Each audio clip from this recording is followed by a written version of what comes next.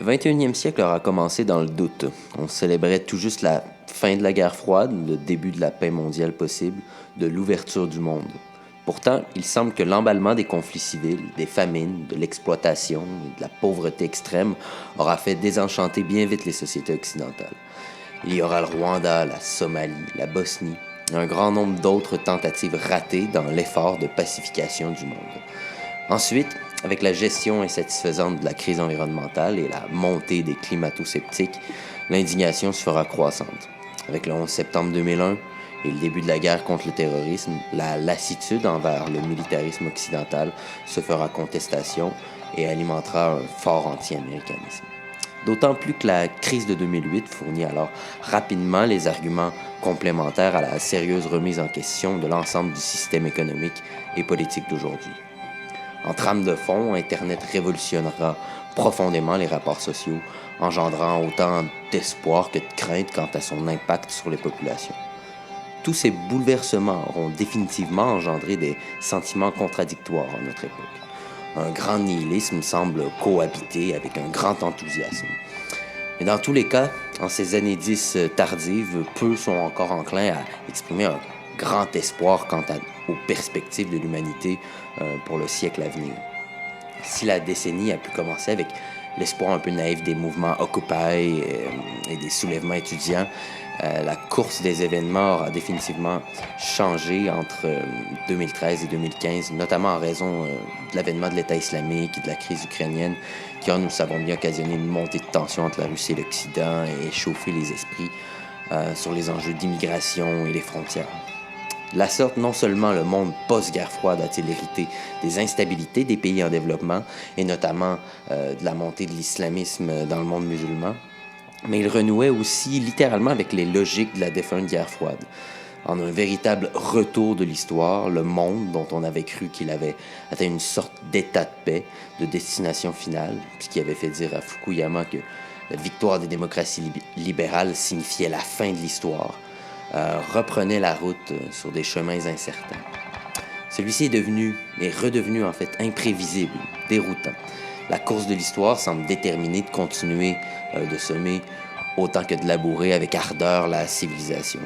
Elle lui prépare de grandes aventures, de grandes victoires, de grandes terreurs, de grands malheurs. C'est en cela que je crois que nous pouvons en conclure à l'avènement d'une nouvelle ère dans l'histoire, d'un nouvel âge. Et dans ces dynamiques d'enlisement et de progrès simultanés, dans l'espèce de persistance d'une civilisation avancée malgré la montée en puissance d'une grande instabilité, je ne peux qu'y voir l'avènement d'un nouvel âge moyen, d'une période qui sera nécessairement transitoire, pas exactement en déclin, mais plutôt dans une sorte de statu quo dont l'issue nous est encore à ce jour inconnue. Et dans tout cela, il semble que la société occidentale ne soit plus réellement à même d'y faire quoi que ce soit. Notre époque semble autant terreur que bonheur absolu. Nous vivons dans un grand bouillonnement culturel, dans un bouillonnement tel qu'il est difficile de s'y retrouver. Les peuples semblent désormais les spectateurs d'un ensauvagement incontrôlable, d'un ensauvagement aux origines qui leur sont occultes et insondables. En témoignent les images d'attentats côtoyant les images d'un voyage à Bali sur un mur Facebook, par exemple. L'actualité engendre l'incompréhension, le désespoir. Tout récemment, la montée rapide de l'extrême droite en Occident a pris tout le monde de court. Personne n'avait vraiment anticipé ce scénario et aucun commentateur ne semble réellement à même de l'expliquer. On accuse alors les événements les plus récents, les Trump, Le Pen et compagnie de ce monde, les radios poubelles ou le climat d'intolérance. Or, toutes ces explications, par leur extrêmement réductrice proximité, justement, ne peuvent à peu près rien expliquer d'un phénomène social aussi complexe que la radicalisation. La montée des extrêmes dans une société est le fait d'une pluralité de facteurs insérés dans une culture, dans un long processus de reproduction idéologique. Les extrêmes ne sont pas qu'une réaction désincarnée et impulsive à des événements précis. Et ils sont le fait d'une époque, d'un air du temps, d'un paradigme idéologique qui doit pouvoir donner systématiquement raison aux radicalisés dans ses actions. Et c'est cet ensauvagement, ce climat cultivant les surprises et l'instabilité qui aura ici présidé à ce retour de l'histoire. Il faudra trouver la force de reconnaître qu'à force de liberté et de privilèges obtenus, de délestement complet des responsabilités collectives et de déconstruction systématique des normes traditionnelles, les sociétés occidentales auront cultivé un goût pour le sauvage, l'aventure et l'avènement de ce monde incontrôlé. Ainsi, il faudra se demander, en ce début du 21e siècle, comment s'articule ce dit ensauvagement, comment le situer dans le continuum historique et comment surmonter les épreuves à venir. Commençons d'entrée de jeu avec le fait qu'il a été alimenté par les sociétés occidentales de l'après-guerre, qui adopteront peu à peu une attitude résolument différente de celle des modernes. Les émancipations sociales des années 60, dont nous gardons un souvenir très positif, couvrent ainsi un sombre secret. C'est qu'en leur application et en leur diffusion en tant qu'idéologie dans la deuxième partie du 20e siècle, elles ont eu tendance à s'éloigner de plus en plus des principes modernes qui ont permis leur expression. On aura tôt fait de parler de postmodernité, et donc une sorte de conception dans laquelle nous aurions dépassé la modernité.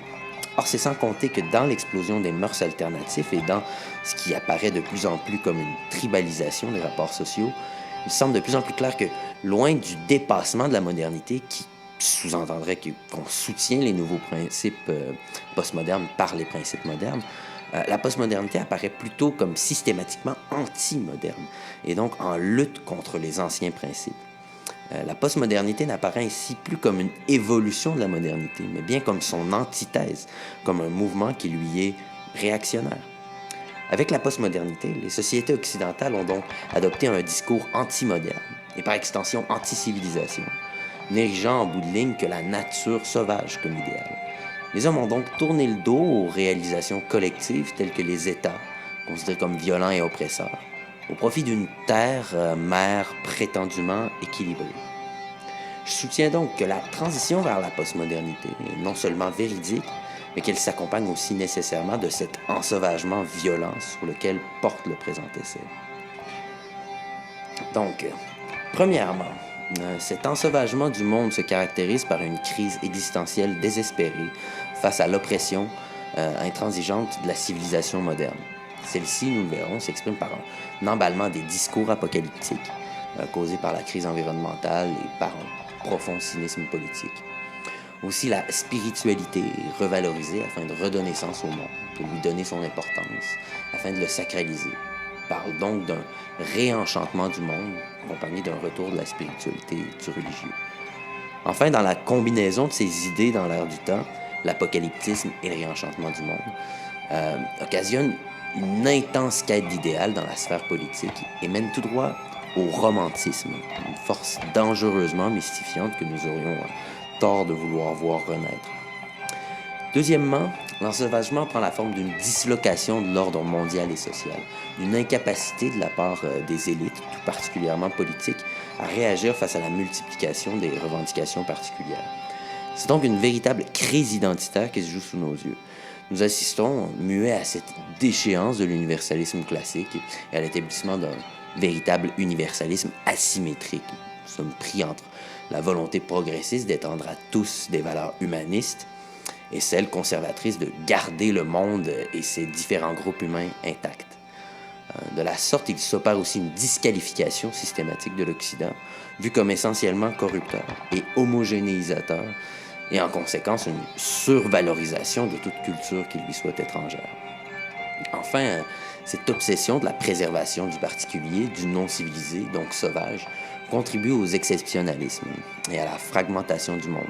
Le monde redevient multipolaire, imprévisible, et à l'intérieur de celui-ci, l'Occident, jadis référence de la démocratie libérale, des Lumières, de la liberté, est en train de s'effriter tel un géant au pied d'argile et devient la référence incontournable d'un impérialisme décadent, d'un impérialisme qu'on cherche à abattre et à démembrer. Enfin, cette réintroduction du sacré, des idéaux romantiques face à des crises imminentes, cette reprise de la compétition entre les peuples par la multipolarisation du monde, l'incapacité de la part des élites politiques de contrer le démantèlement de l'Occident et des démocraties libérales signifie le retour de l'histoire. Le monde redevient le théâtre d'événements imprévisibles. Ceux-ci redeviennent un porteur de sens, idéalisé, animé par une émotivité incontrôlable. Le monde redevient déroutant, violent, il redevient sauvage. La marche de l'histoire continuera donc, et année après année, décennie après décennie, nos existences changeront, soit épargnées, soit sacrifiées, mais dans tous les cas assurément dérangées par l'imprévisibilité implacable du 21e siècle.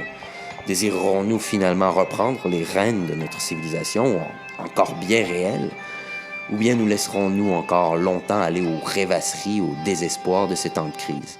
Allons-nous un jour retrouver la force de rétablir la paix et l'ordre sur l'ensauvagement actuel qui menace de nous emporter? Rétablir la civilisation sur le sauvage, le moderne sur le postmoderne, la raison sur la superstition?